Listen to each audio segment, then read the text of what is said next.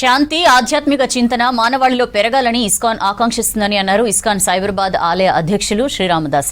రాష్ట్ర ప్రభుత్వ సహకారంతో ఇస్కాన్ ఆలయ నిర్మాణం కోసం మంజూరైన స్థలంలో ఈ నెల 8న ఇస్కాన్ సైబరాబాద్ ఆలయ పూజ నిర్వహిస్తున్నామన్నారు. కార్యక్రమానికి ముఖ్య అతిథులుగా మంత్రులు, ప్రభుత్వ ముఖ్య పెద్దలు హాజరవుతారని తెలిపారు శ్రీరామదాస.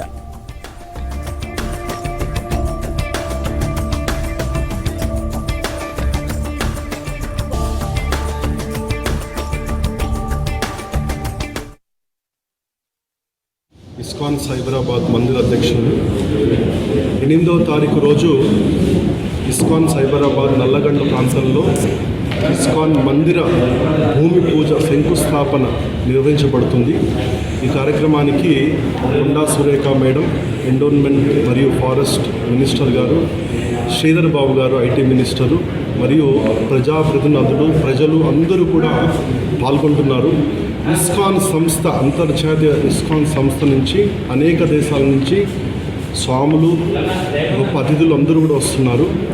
ఈ క్షేత్రంలో ముఖ్యంగా భవ్యమైన కృష్ణ మందిరము మరియు అన్నదాన క్షేత్రము, స్కిల్ డెవలప్మెంట్ సెంటర్ నిర్మిస్తున్నారు ఇస్కాన్ వారు. ఈ క్షేత్రానికి వచ్చి ప్రజల్లో శాంతి మరియు విలువలు, భారతీయ జీవన శైలి విధానాన్ని పెంపొందించడానికి ఈ క్షేత్రాన్ని మేము నెలకొల్పుతున్నాము.